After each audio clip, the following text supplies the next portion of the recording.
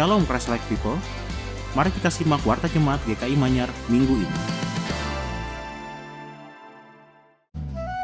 Bagi jemaat atau simpatisan GKI Manyar yang bergumul dalam proses pembiayaan pendidikan, dapat mendaftarkan diri Anda dalam program Sili Asuh.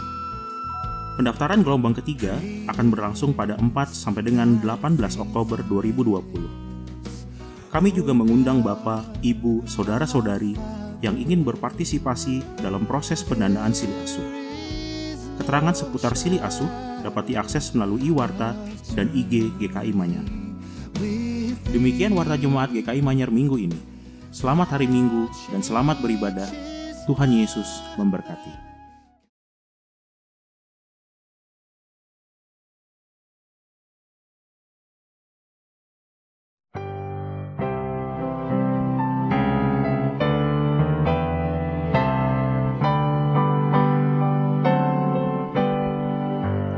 Ya Tuhan tiada ku memerlukanmu,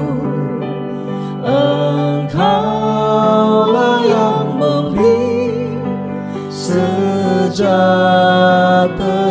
penuh setiap jam, ya Tuhan, di Kau ku perlukan, ku datang Juru Selamat, berkatilah.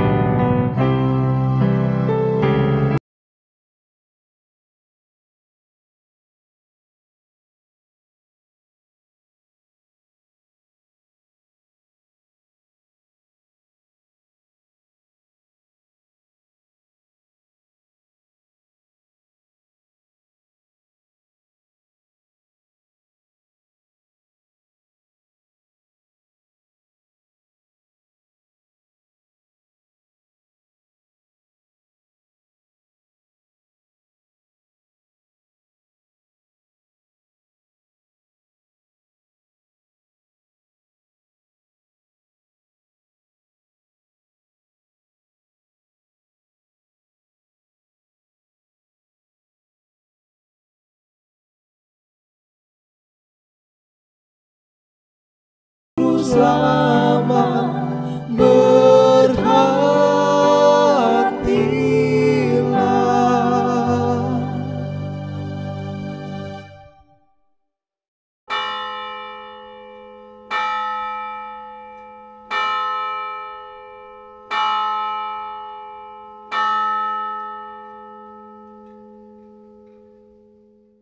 Shalom semuanya. Jemaat Tuhan, marilah kita datang ke hadapan Allah yang tak henti-hentinya memancarkan cinta kasih-Nya kepada kita. Ya, kami datang ke hadirat-Nya dengan segala keberadaan diri kami. Marilah kita datang menyembah Allah, Ia yang senantiasa menuntun kita dengan tangan pengasihan-Nya. Ya, dengan penuh rasa syukur kami menyembah dan memuji Dia, Allah yang senantiasa hadir bagi kami.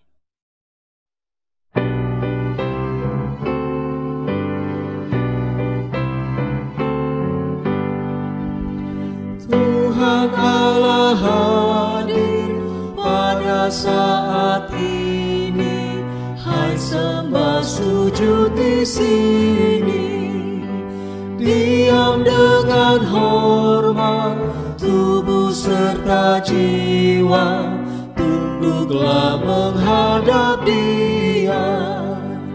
Marilah umat-Nya, hatimu serahkan dalam kerendahan.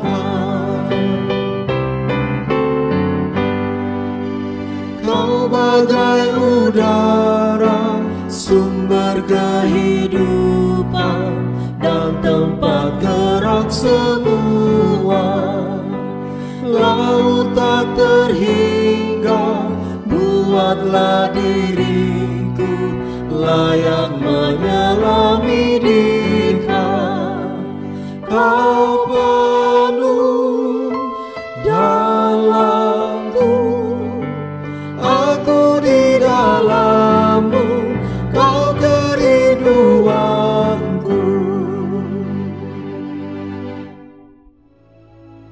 Kebaktian ini berlangsung dalam nama Tuhan yang menjadikan langit dan bumi.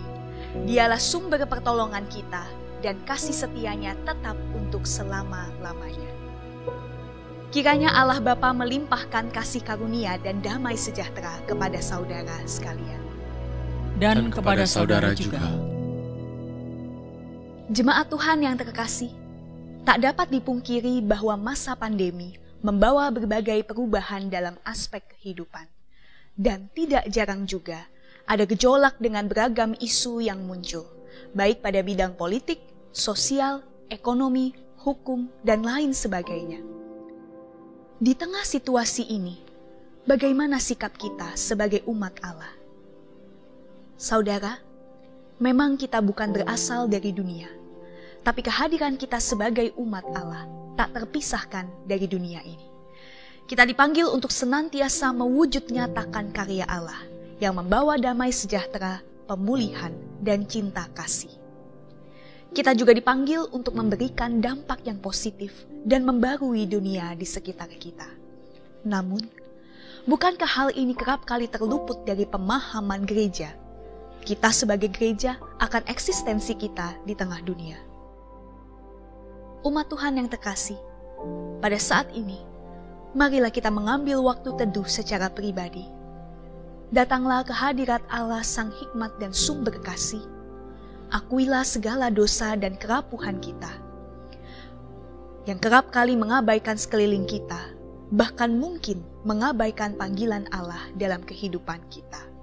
Mari bersama kita berdoa. Ya Tuhan yang penuh kasih, Engkau senantiasa memelihara kami, agar kami hidup di dalam damai sejahtera-Mu yang berlimpah. Engkau juga selalu menuntun kami dalam kehidupan kami. Namun seringkali kami tidak mengikuti langkah-Mu, tetapi kami lebih sering menuruti dan melangkah menurut kemauan kami sendiri. Tuhan, kami sadar bahwa ada banyak hal yang belum dapat kami lakukan sesuai dengan kehendak-Mu. Sebab itu inilah kami Tuhan. Kami datang mengakui dosa kami secara pribadi di hadapan-Mu. Kiranya Engkau berkenan mengampuni dan mendengar doa kami. Dan biarlah Roh Kudus-Mu memampukan kami untuk dapat berjalan sesuai dengan kehendak-Mu. Terima kasih Tuhan. Amin.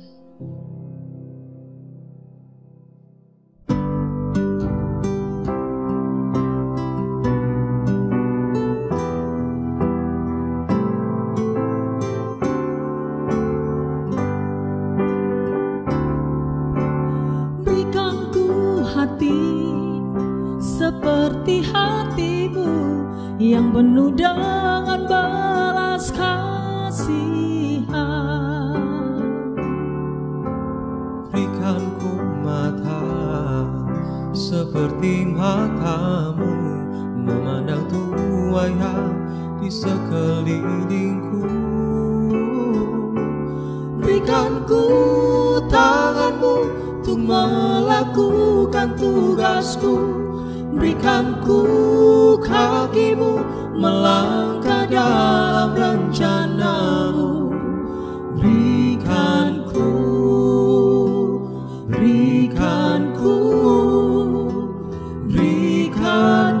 hati-Mu. Berikan ku tangan-Mu untuk melakukan tugasku. Berikan ku kaki-Mu melangkah dalam rencana-Mu. Berikan ku hati-Mu. Berikan ku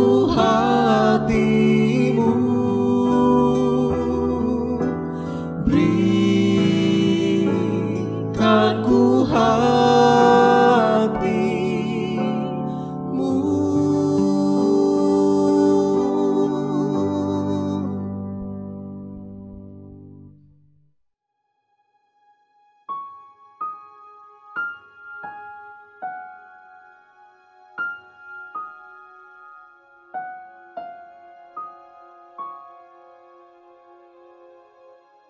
Saya lahir dan besar itu di Jakarta. Saya dalam lingkungan Kristen yang taat, juga bahkan pendidikan saya selama 12 tahun itu di sekolah Katolik yang begitu mengajarkan nilai-nilai kekristenan secara dalam dan secara kuat.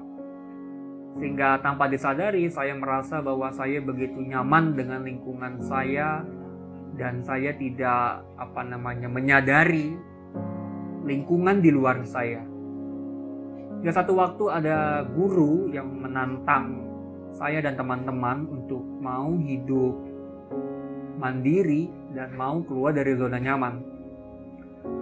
Saya pikir-pikir cara apa yang bisa untuk menerapkan tantangan dari guru itu, dan saya berpikir untuk mau merantau.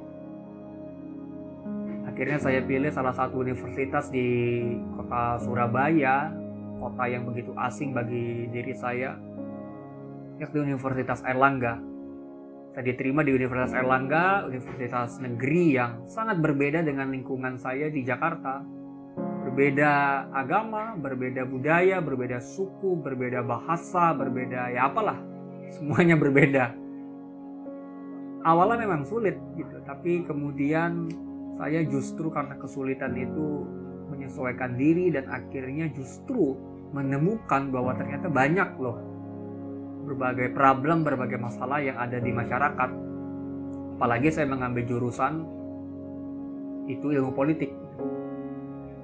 Ya, kita tahulah ilmu politik itu kan sering dipandang sebagai sumber dari segala sumber masalah. Ya, setiap hari kita bisa temukan peristiwa yang berkaitan dengan politik, masalah-masalah terkait politik. Dari situ saya temukan berbanyak permasalahan, juga dengan relasi dengan teman-teman baru, dengan masyarakat, dengan organisasi, dengan komunitas-komunitas, sehingga ternyata ada juga banyak masalah di masyarakat. Dan dari situ saya kembali tertantang, bukan lagi soal bagaimana hidup mandiri, bagaimana hidup untuk keluar dari zona nyaman, tapi juga menyadari bahwa ternyata ada juga loh masalah di dalam masyarakat.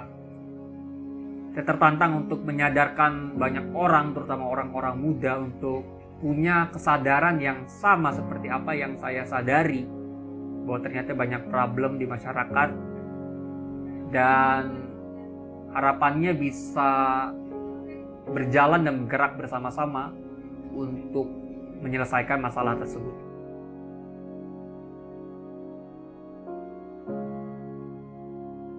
Kalau ditanya soal lelah dan putus asa, tentu pernah mengalaminya. Saya merasa bahwa saya diperhadapkan pada masalah yang tidak hanya banyak, tapi juga kompleks. Sedangkan siapa saya? Belum lagi komentar-komentar beberapa orang yang memandang rendah orang muda, memandang rendah karya-karya anak muda ya. Mereka seakan berkata, tugasmu di Surabaya itu kan hanya belajar gitu. Untuk apa kau urus-urus soal kegiatan atau hal-hal di luar pelajaran? Nah, itu yang buat saya justru kadang berpikir bahwa apakah selama ini saya salah atau bahkan gagal.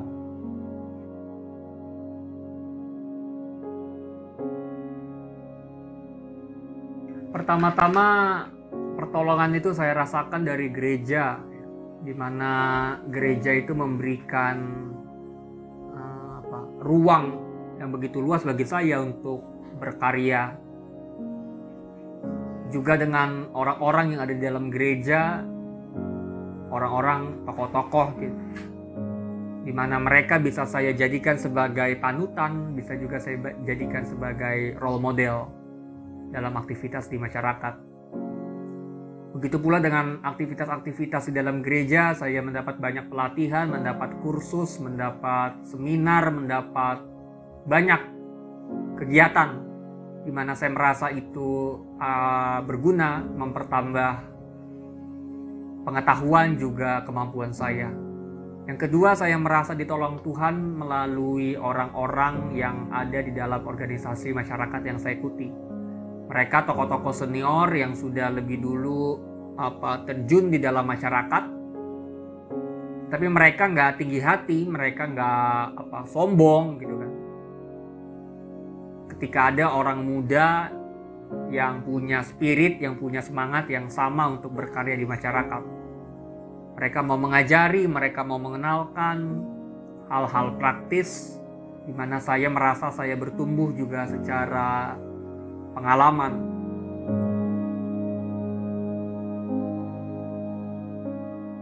Saudara, mari bersama kita memohon bimbingan dan pertolongan Tuhan agar kita dapat memahami dan menjadi pelaku firman-Nya. Kita berdoa.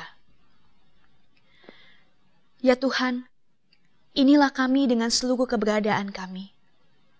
Kami siap untuk dikoreksi. Kami siap untuk dibarui dengan firman-Mu yang menjadi sumber air hidup bagi setiap kami. Ya Tuhan, bukalah hati, pikiran, dan telinga kami. Dan kiranya Engkau juga memberikan hikmat-Mu kepada setiap kami, agar kami mampu untuk memahami dan juga menjadi pelaku-pelaku firman-Mu. Terima kasih Tuhan. Dalam Kristus Yesus kami berdoa dan mengucap syukur. Amin.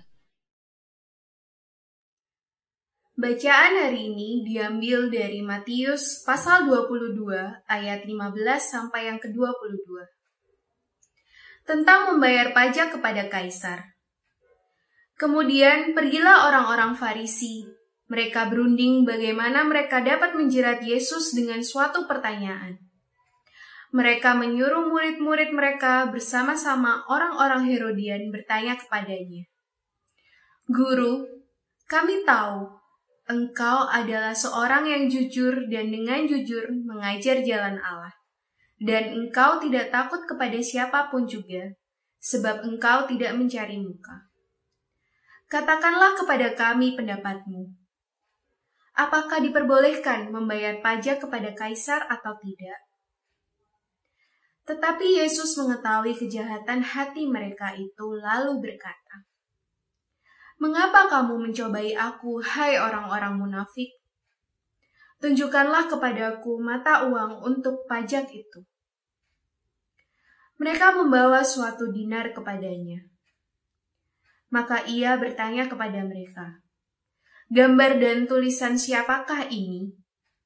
Jawab mereka, "Gambar dan tulisan Kaisar." Lalu kata Yesus kepada mereka, "Berikanlah kepada Kaisar apa yang wajib kamu berikan kepada Kaisar, dan kepada Allah apa yang wajib kamu berikan kepada Allah."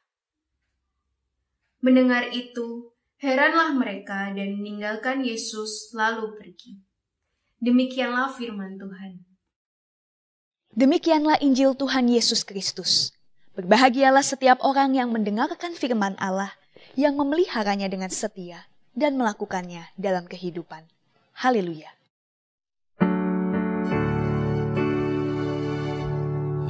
Haleluya, haleluya, haleluya.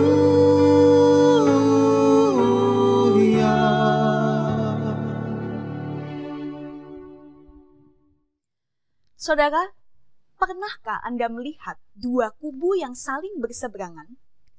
Lalu mereka tiba-tiba akur dan bersatu, bukan karena mereka telah menjalani sebuah rekonsiliasi, namun karena mereka memiliki musuh yang sama.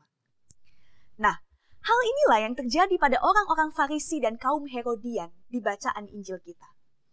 Sebetulnya, orang-orang Farisi dan kaum Herodian ini sangat berbeda kutubnya.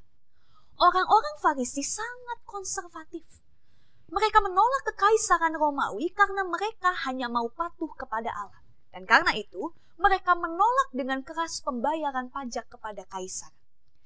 Sedangkan kaum Herodian adalah pendukung dinasti Raja Herodes yang memiliki dan menerima kuasa dari Kaisar Romawi, sehingga mereka sangat mendukung kekaisaran Romawi di wilayah Palestina. Orang Farisi menuduh orang Herodian sebagai orang yang sangat sekuler dan tidak peduli terhadap hidup beragama. Sedangkan sebaliknya, orang Herodian menuduh orang Farisi sebagai pihak yang sangat fanatik terhadap agama dan tidak memikirkan tentang kehidupan sosial masyarakat. Nah, jadi kita bisa melihat bahwa sebenarnya dua kelompok ini memiliki sikap yang bertentangan. Orang Farisi tidak senang akan tekanan pemerintah Romawi, sedangkan kaum Herodian mendukung pemerintah Romawi. Akan tetapi menariknya adalah, dua kaum yang bertentangan ini sepakat untuk berjalan bersama, bahkan mereka bisa berkompromi dengan segala perbedaan karena punya satu tujuan. Apa tujuannya? Yaitu untuk menempatkan Yesus pada posisi yang terjepit. Atau bahasa kerennya, membawa Yesus pada posisi deadlock dengan satu pertanyaan yang kita baca di ayat 17. Apakah diperbolehkan membayar pajak kepada kaisar atau tidak? Nah, perlu kita ketahui saudara bahwa pada masa itu ada berbagai jenis pajak yang diterapkan. Ada pajak bumi yang bisa dibayarkan dengan hasil panen ataupun uang, ada pajak perdagangan, dan ada juga pajak kekaisaran atau imperial tax yang diberikan sebagai penghormatan kepada kekaisaran Romawi. Nah, pajak yang dipertanyakan dalam teks ini secara khusus mengacu pada imperial tax atau pajak kekaisaran.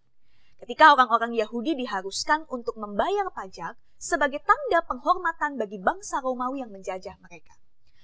Nah, jadi jelas sekali saudara bahwa pertanyaan yang dilontarkan ini tidak muncul dari sebuah ketidaktahuan. Tapi pertanyaan ini menjadi sebuah jebakan yang secara sengaja memang membawa Yesus pada satu situasi yang sulit. Nah, mungkin kita bertanya-tanya, loh kenapa sulit? Bukannya tinggal jawab ya atau tidak? Nah, masalahnya tidak semudah itu, saudara. Sebab kalau Yesus menjawab tidak, maka Yesus akan dianggap menolak kekuasaan kekaisaran Romawi. Dan orang-orang Herodian, yang kita tahu tadi sebagai pendukung kekaisaran Romawi, mereka pasti akan maju di garda terdepan dan mendakwa Yesus sebagai pemberontak. Tapi sebaliknya, kalau Yesus menjawab iya, boleh membayar pajak, maka orang-orang Farisi lah yang pasti akan bereaksi.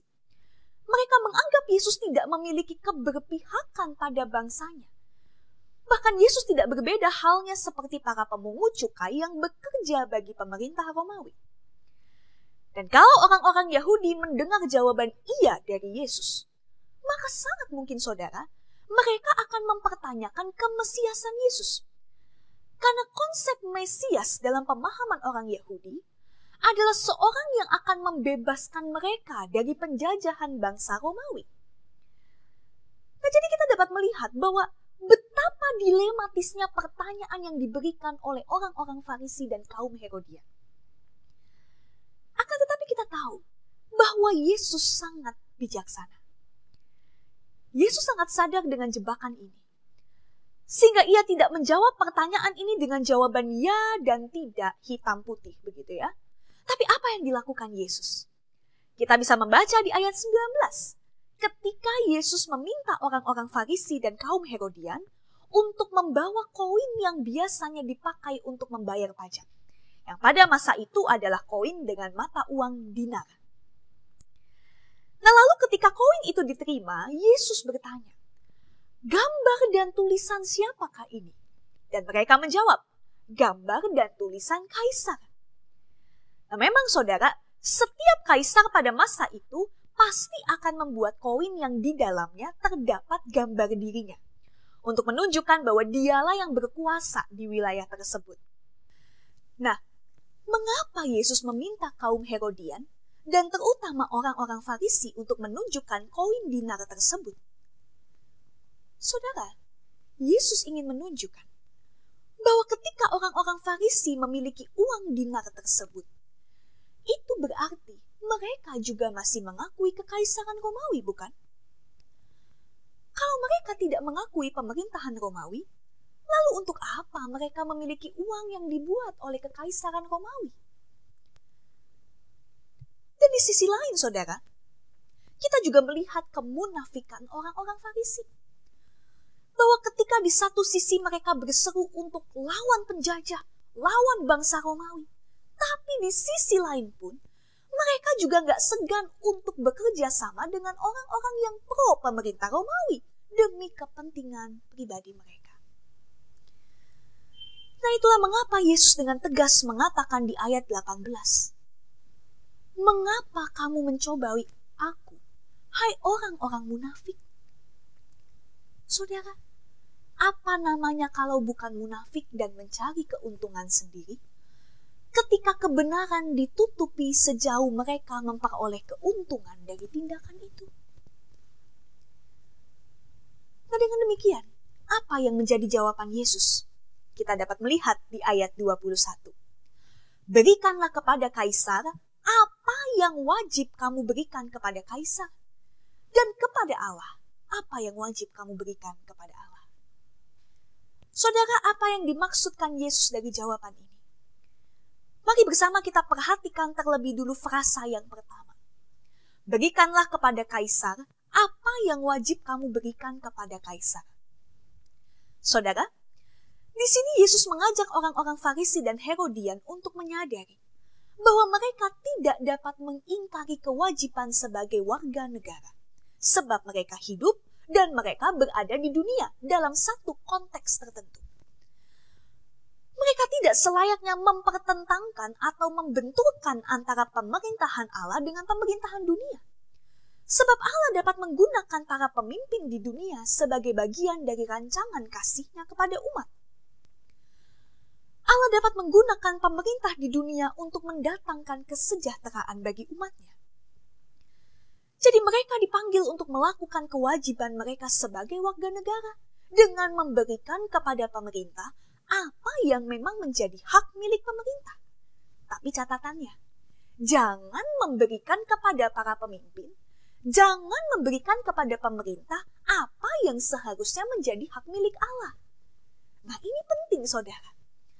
Karena di masa itu, Kaisar itu punya kecenderungan untuk menuntut sesuatu yang bukan menjadi haknya. Contohnya apa? Contohnya ketika Kaisar meminta rakyat untuk menyembah, untuk menuhankan dia, dan kita tahu bahwa hal ini tidak benar. Maka poinnya di sini begitu jelas, bahwa kita dipanggil untuk tidak abai terhadap tanggung jawab kita sebagai warga negara. Karena ada bagian di dalam hidup kita yang menjadi bagian dari tatanan pemerintahan dunia. Dan inilah yang perlu diberikan pada pemerintahan. Tapi perlu disadari bahwa keseluruhan hidup kita berada di dalam kendali Allah Sang Pencipta. Sehingga dengan kata lain, saudara, untuk lebih jelasnya, ada batasan dalam tanggung jawab kita sebagai warga negara. Tapi tidak ada batasan di dalam tanggung jawab kita kepada Tuhan. Karena hidup kita seutuhnya adalah milik Allah. Nah, selain itu juga, saudara, melalui jawaban ini, Yesus ingin mengatakan bahwa Dia bukan Mesias yang melaksanakan tugas dengan jalan merebut kekuasaan politik dan menggantikan kaisar. No. Saudara, Yesus datang ke dunia bukan untuk menjadikan dirinya sebagai Mesias secara politis. Tapi Yesus datang untuk menegakkan kerajaan Allah di dunia. Terlalu sempit, saudara, kalau misi Yesus hanya untuk membebaskan umat Yahudi dari bangsa Romawi. Karena kehadiran dan karya Yesus tidak diberikan secara terbatas hanya pada satu bangsa saja. Tapi Yesus hadir sebagai juru selamat untuk membebaskan manusia dari belenggu kelaliman, keserakahan, kemunafikan yang seringkali membuat kasih Allah tidak dirasakan dan diwujudkan. Itu yang pertama. Nah, lalu mari kita lihat, saudara, di frasa selanjutnya Yesus juga mengatakan, berikanlah kepada Allah apa yang wajib kamu berikan kepada Allah. Nah, saudara, frasa ini menjadi tekanan dan puncak dari pernyataan Yesus terhadap orang-orang Farisi dan kaum Herodian. Yesus tidak sedang mensejajarkan posisi kaisar dengan Allah, no. Tapi Yesus ingin mengatakan bahwa ketaatan kepada Allah jauh lebih berharga dibandingkan dengan apapun. Sebab semua hal yang ada di dunia ini adalah milik Allah. Semua hal yang ada di dunia ini berada dalam kuasa dan kendali Allah. Ketaatan kepada pemerintah atau juga kekaisaran justru harus dilakukan dengan berlandaskan pada ketaatan akan firman dan kehendak Allah. Karena sekali lagi poinnya adalah bahwa semua hal yang ada di dunia ini berada dalam kedaulatan Allah. Nah, dengan demikian saudara, jawaban Yesus pada orang-orang Farisi dan kaum Herodian ini bukan merupakan jawaban dari seorang yang pandai berkelit, pandai bersilat lidah. No. Tapi dari persoalan yang pelik ini, Yesus ingin menekankan ajarannya bahwa setiap orang perlu menyadari akan seluruh kehidupannya yang berada dalam kekuasaan Allah. Dan karena hidup kita seluruhnya berada di dalam kekuasaan Allah, maka sudah selayaknya dipersembahkan kepada Allah. Nah, jadi persoalan utamanya bukan pada boleh atau tidak membayar pajak, melainkan pada satu kesadaran bahwa apa yang kita lakukan dalam hidup ini, semuanya kita berikan bagi kemuliaan Allah, Sang Pencipta yang begitu mengasihi dunia. Saudara, sekali lagi, kita perlu memiliki kesadaran bahwa hidup kita di dunia bukan milik kita sendiri. Hidup kita di dunia bukanlah milik dunia ini atau mungkin orang lain, tapi hidup kita adalah milik Allah. Kita memang bukan berasal dari dunia, karena kita telah dipanggil dan dikuduskan melalui karya keselamatan Kristus. Tapi kita ada dan hadir di dalam dunia ini. Dan selama kita hidup di dunia, itu berarti kita dipanggil untuk turut serta mewujudkan kerajaan Allah dengan tidak mengabaikan tugas dan tanggung jawab kita di dunia, serta bagaimana kita bisa memberikan dampak yang positif untuk membarui lingkungan sekitar kita. Nah, itulah mengapa dalam konfesi GKI. Konfesi GKI merupakan pengakuan iman yang diakui dan dihayati oleh GKI. Di sana tertulis, saudara, bahwa Gereja Kristen Indonesia hidup dan berkarya di tengah kekayaan dan kepelbagaian warisan sejarah, budaya, dan lingkungan alam Indonesia. Yang itu berarti, saudara, GKI, ya, kita sebagai bagian dari GKI, kita perlu secara serius hadir dan berkarya dalam konteks keragaman Indonesia. Dan bagaimana kita bisa menjadi berkat di tengah negeri ini yang masih banyak dipenuhi dengan berbagai problema. Sehingga apa yang menjadi pergumulan Indonesia, itu juga yang menjadi pergumulan kita, GKI, sebagai mitra Allah. Nah, oleh karena itu, kita tak pernah bisa memisahkan diri dari dunia dengan segala tantangan dan pergumulannya. Sebab dunia adalah tempat di mana kita berpijak. Dunia adalah tempat di mana kita berakar. Sampai pada akhirnya, kita bisa berbuah dan berkarya bagi Allah di dalam dunia ini. Saudara, tema ibadah kita pada hari ini adalah, mungkinkah berbuah tanpa berakar? Nah, mungkin ketika saudara membaca tema ini, sepintas kita membayangkan sebuah tanaman. Tidak salah. Sekarang coba bayangkan. Saudara membeli sebuah tanaman di dalam sebuah pot karena melihat penampakannya yang begitu menarik. Namun tidak lama kemudian, tanaman itu menjadi kering dan mati. Padahal saudara merawatnya dengan sedemikian rupa. Ternyata, setelah saudara mencabut tanaman tersebut dari pot, alangkah terkejutnya saudara ketika melihat bahwa ternyata tanaman itu tidak memiliki akar. Pantas aja tanaman itu mati, seberapapun saudara sudah berupaya untuk merawatnya. Karena tanaman yang dapat bertumbuh subur dan berbuah lebat adalah tanaman yang pertama-tama berakar kuat ke dalam tanah. Demikian juga halnya dengan kehidupan iman kita. Saudara, bagaimana mungkin kita dapat menghasilkan dan menyatakan buah dari hidup beriman kita kalau kita mengasingkan diri, kalau kita memisahkan diri dan tidak berpijak di dunia? Kita dipanggil untuk berkarya di dunia, sebab ladang karya Allah adalah dunia. Dan bukankah itu yang juga dilakukan oleh Yesus semasa hidupnya? Yesus tidak pernah menarik diri dari dunia.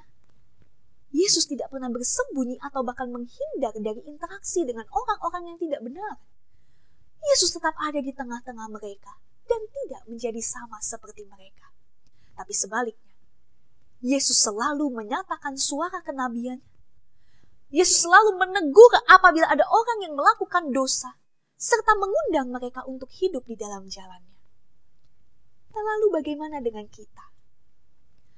Apakah kita telah mengikut jalan Kristus dengan bersikap jujur, tulus, senantiasa hidup dalam kebenaran, tidak pernah diam ketika ketidakadilan terjadi, serta peka dan peduli terhadap apa yang dialami oleh sesama? Ataukah sebaliknya, kita seperti orang-orang Farisi dan Herodian yang dipenuhi dengan kelicikan, ketamakan, egoisme, sehingga seringkali kita menjebak orang lain untuk terlibat masuk dalam permainan yang cenderung menguntungkan diri kita sendiri. Saudara, pada masa pandemi ini dan pasca pandemi nanti, kita bergumul dengan berbagai macam isu yang ada. Politik, sosial, ekonomi, hukum, keharmonisan keluarga, dan lain sebagainya. Dan tidak jarang, kita diperhadapkan pada opini-opini yang bisa jadi membuat kita semakin apatis terhadap situasi di sekitar kita, terhadap dunia tempat di mana kita hidup pada saat ini. Namun satu hal yang perlu kita sadari. Saudara, ketika pandemi ini dan berbagai dinamika pergumulannya mengancam kehidupan kita, tapi kita sebagai umat Allah justru dipanggil untuk menyatakan pengharapan. Kita dipanggil untuk membawa kehidupan. Sebab kerajaan Allah selalu identik dengan kehidupan, cinta kasih, pengharapan. Kerajaan Allah tak pernah identik dengan ancaman, kebencian, dan keputusasaan. Maka jangan sampai kita mengabaikan panggilan kita sebagai orang percaya untuk turut serta memperjuangkan pemulihan dunia sebagai tempat di mana kita berada. Saudara, Tuhan menghadirkan kita di dunia bukan hanya untuk berdiam diri dan berlabuh, tapi Tuhan menghadirkan kita di dunia untuk masuk dan mengarungi samudera tantangan kehidupan, supaya kita dapat menunjukkan identitas kita sebagai garam dan terang dunia. Nah, tadi kita sudah mendengar satu kesaksian yang luar biasa dari salah satu anggota jemaat kita yang masih muda, yaitu Saudara Jeko. Sebuah tantangan dari guru semasa SMA untuk keluar dari zona nyaman membuat Jeko memutuskan untuk merantau. Dan justru ketika merantau, Jeko semakin banyak dipersaksikan dengan banyaknya permasalahan yang terjadi di masyarakat. Apalagi dengan latar belakang pendidikan yang saat ini ditempuh oleh Jeko, yaitu jurusan politik, membuat dia semakin tergugah untuk menyadarkan orang lain supaya lebih peka terhadap isu-isu sosial yang ada dan terus berjuang untuk mewujud nyatakan nilai-nilai kerajaan Allah melalui talenta yang Tuhan berikan kepadanya. Nah, karena Jeko punya talenta dalam hal menulis, maka dia pun banyak menghasilkan artikel-artikel, baik dalam media massa umum, begitu juga media-media Kristiani, yang mengedukasi para pembaca, terutama para generasi muda, untuk bersikap kritis terhadap isu-isu sosial yang terjadi. Tidak hanya sampai di situ. Bersama beberapa rekan muda lain, saudara, Jeko juga menggagas berdirinya sebuah forum yang bernama Surabaya Interfaith Forum, di mana forum ini menjadi media perjumpaan lintas iman yang terus menggaungkan semangat toleransi dan menghargai keberagaman, khususnya keberagaman agama, bahwa perbedaan itu tidak seharusnya dipahami sebagai ancaman yang harus dihindari, melainkan satu kekayaan yang perlu dirayakan bersama oleh seluruh elemen bangsa. Nah, apakah dalam proses berkarya ini Jeko tidak menemukan kesulitan dan kendala? Pastilah menemukan. Jeko sendiri tadi sudah membagikan pengalamannya ketika dia dianggap masih muda dan minim pengalaman, lalu anggapan-anggapan bahwa sebaiknya nggak perlulah mengurus hal lain, kuliah aja cukup supaya cepat lulus. Tapi bersyukur juga bahwa di sisi lain, Jeko menemukan sosok teladan yang mengajarkan berbagai hal dan memberi ruang pengalaman yang semakin memantapkan langkahnya untuk terus berbuah di tengah dunia. Saudara, kesaksian Jeko selayaknya meneguhkan setiap kita akan panggilan sebagai umat Allah yang boleh melihat waktu yang ada sebagai kesempatan. Kesempatan untuk apa? Kesempatan untuk mewujud nyatakan karya kasih, pemulihan, dan pengharapan Allah kepada manusia.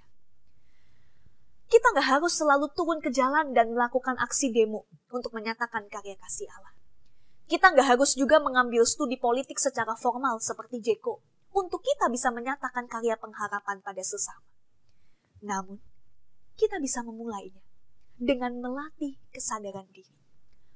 Memberikan perhatian secara penuh pada apa yang terjadi di sekitar kita. Di dalam keluarga, pekerjaan, lingkungan studi, adakah di antara mereka orang-orang di sekitar kita yang mengalami pergumulan? Dan apakah yang dapat kita lakukan sebagai wujud dari bela rasa, kepedulian, dan cinta kasih kita kepada mereka? Percayalah saudara, bahwa yang terpenting bukan seberapa besar perbuatan yang bisa kita lakukan, bukan seberapa tinggi posisi yang kita miliki, bukan seberapa banyak barang yang bisa kita berikan, uang yang bisa kita sumbangkan.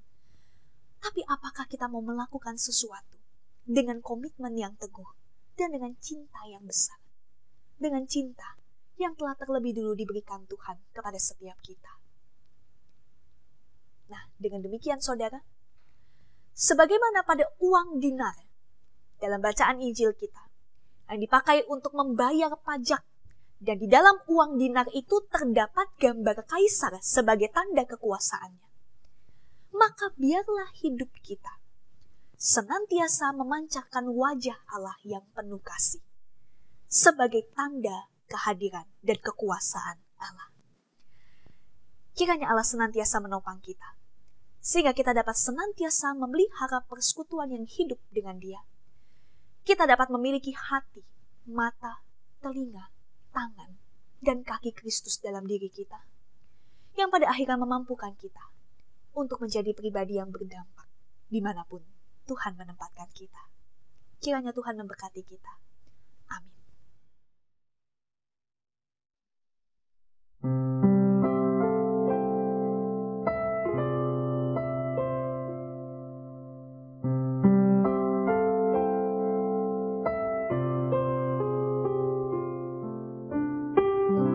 Tiap hari ku temukan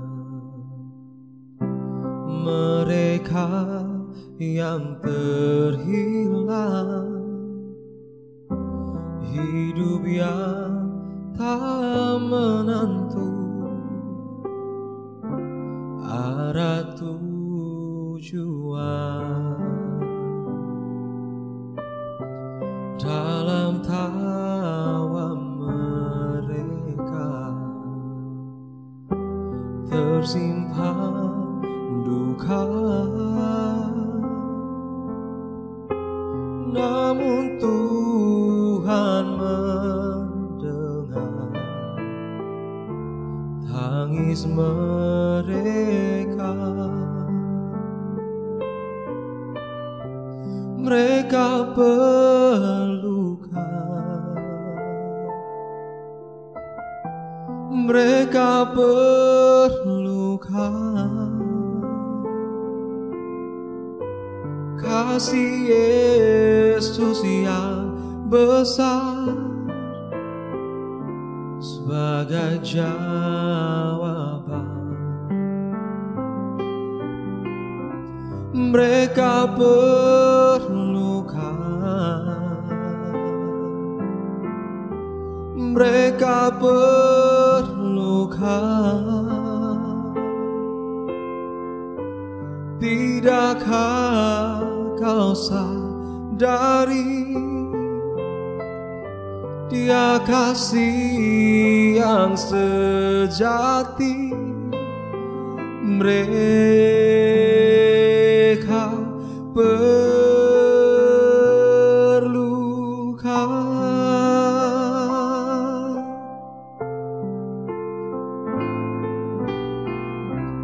Tuhan memanggil kita untuk menjadi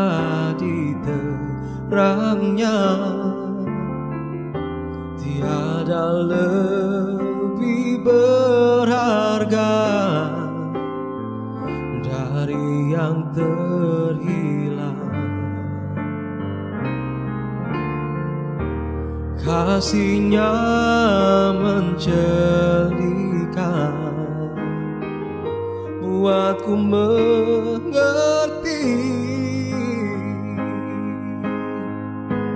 Mereka perlu mendengar tentang kasih-Nya. Mereka perlukan,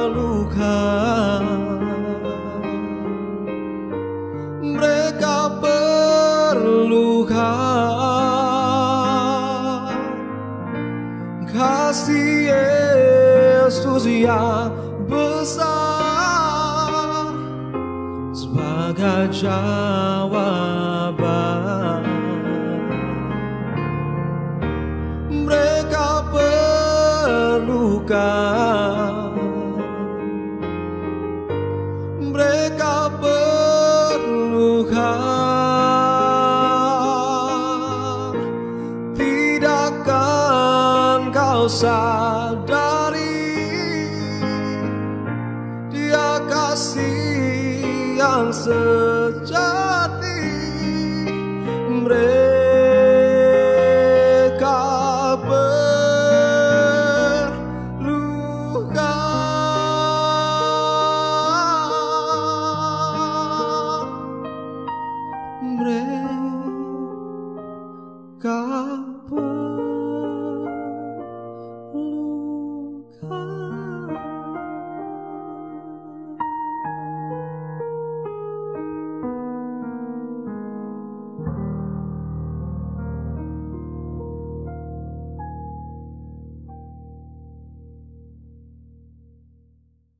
Marilah kita mengingat pengakuan pada baptisan kita bersama dengan umat Allah di masa lalu, masa kini, dan masa depan. Aku percaya kepada Allah, Bapa yang Maha Kuasa, Khalik langit dan bumi, dan kepada Yesus Kristus, Anaknya yang tunggal, Tuhan kita, yang dikandung daripada Roh Kudus, lahir dari anak darah Maria, yang menderita sengsara di bawah pemerintahan Pontius Pilatus, disalibkan, mati dan dikuburkan, turun ke dalam kerajaan maut. Pada hari yang ketiga, bangkit pula dari antara orang mati, naik ke surga, duduk di sebelah kanan Allah, Bapa yang Maha Kuasa. Dan dari sana, Ia akan datang untuk menghakimi orang yang hidup dan yang mati. Aku percaya kepada Roh Kudus, gereja yang kudus dan am, persekutuan orang kudus, pengampunan dosa, kebangkitan orang mati, dan hidup yang kekal. Amin. Saudara, pada saat ini kita akan bersama menaikkan pokok-pokok syafaat kita. Jika hari ini saudara dapat beribadah bersama dengan keluarga, kerabat, atau orang-orang terdekat, maka marilah kita mengambil waktu untuk bergandeng tangan dan mendoakan anggota keluarga dan orang-orang terdekat kita. Namun jika saudara beribadah sendiri, tetaplah juga mendoakan anggota keluarga Anda, dimanapun mereka berada, agar mereka selalu berada dalam perlindungan Tuhan. Mari kita berdoa secara pribadi.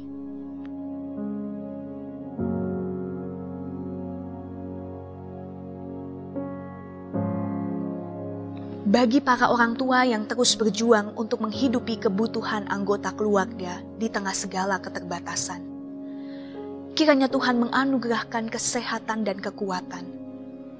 Begitu juga rasa syukur untuk terus menikmati setiap berkat Tuhan yang ada. Kita berdoa.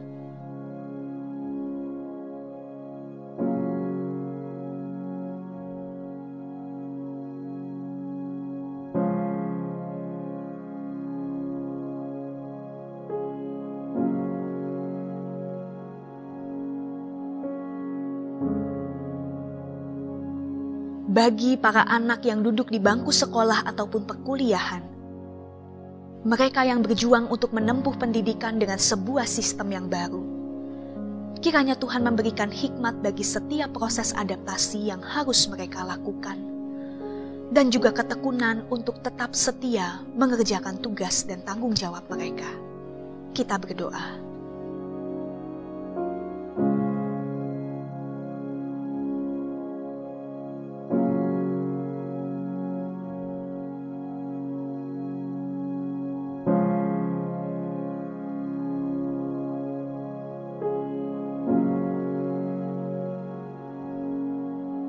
Bagi para pasien terinfeksi COVID-19 di Indonesia dan di seluruh dunia yang sedang menjalani proses pemulihan ataupun masa karantina, mari kita membawa dalam doa pribadi kita.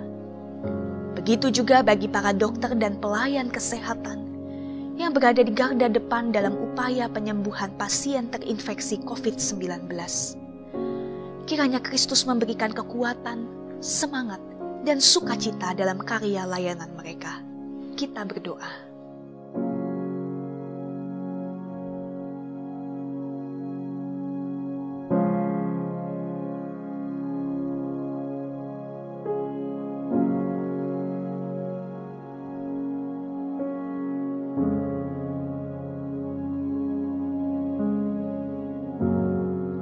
Bagi pemerintah pusat dan daerah sebagai pengambil kebijakan bagi pencegahan dan penanganan pandemi COVID-19.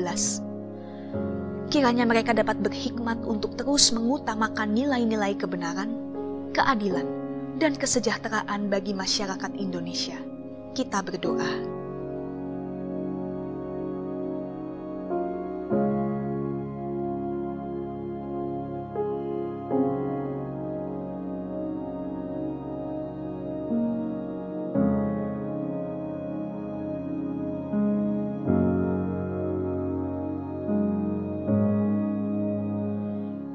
Ya Tuhan, inilah segala seru dan permohonan kami. Kiranya belas kasih-Mu melingkupi setiap kami, dan penyertaan-Mu yang menuntun perjalanan kehidupan kami. Terima kasih Tuhan, kami berdoa dalam nama Tuhan Yesus Kristus yang mengajarkan kami doa Bapa kami. Bapa kami yang ada di sorga, dikuduskanlah nama-Mu.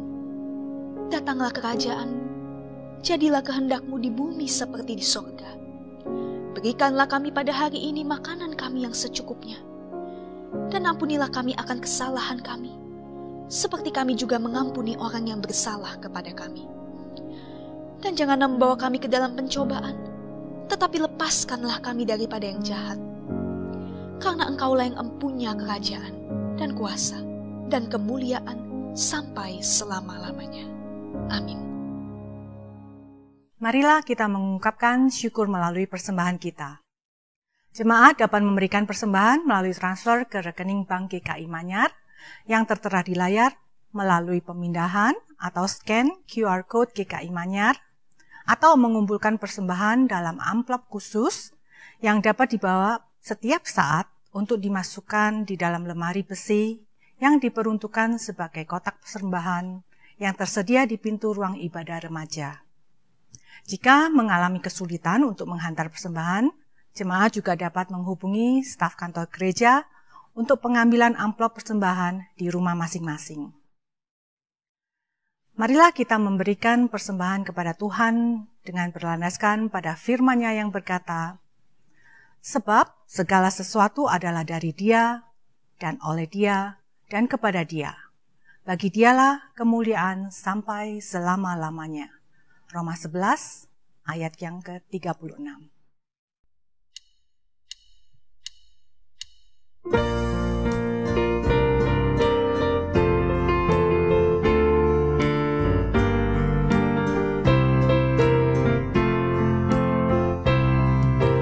Bagi Yesus ku serahkan hidupku seluruhnya. Hati dan perbuatanku pun waktuku miliknya. Bagi Yesus semuanya pun waktuku miliknya. Bagi Yesus semuanya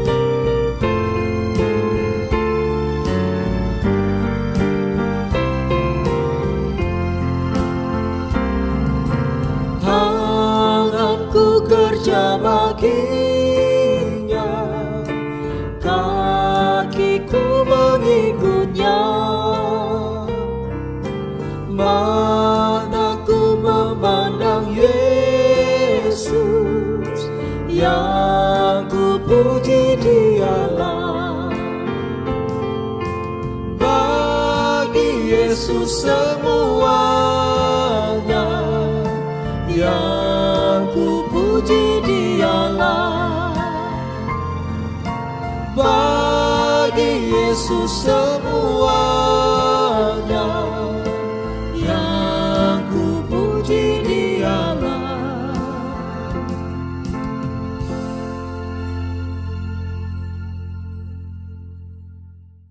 Marilah kita bawa persembahan ini di dalam doa. Bapa Surgawi, sekali lagi kami datang ke hadirat-Mu dengan hati yang penuh kelimpahan rasa syukur karena kasih karunia dan pemeliharaan-Mu yang ajaib di dalam kehidupan kami. Tak sekalipun Engkau lalai dalam mencukupkan setiap kebutuhan kami, bahkan Engkau memberkati melebihi doa-doa yang kami panjatkan. Inilah persembahan kami ya Allah. Sekiranya persembahan ini boleh menjadi simbol atas cinta kami kepadamu dan sebagai ungkapan rasa syukur atas kelimpahan berkat-berkat-Mu. Ajari kami untuk senantiasa berhikmat dan mampukan kami untuk terus berkarya dan berbuah dalam cinta dan pelayanan terhadap sesama dan dunia ini. Hanya di dalam Kristus Yesus kami panjatkan doa syukur ini. Amin.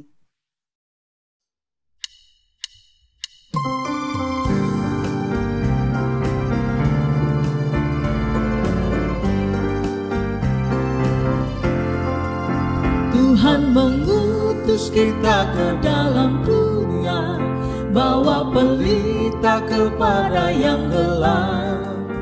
Meski dihina serta dilanda duka, harus melayani dengan sepenuh, dengan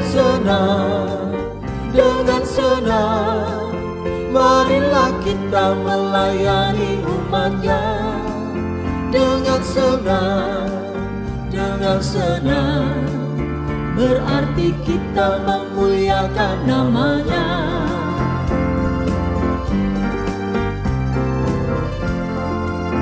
Tuhan mengutus kita ke dalam dunia, bagi yang sakit dan tubuhnya lemah.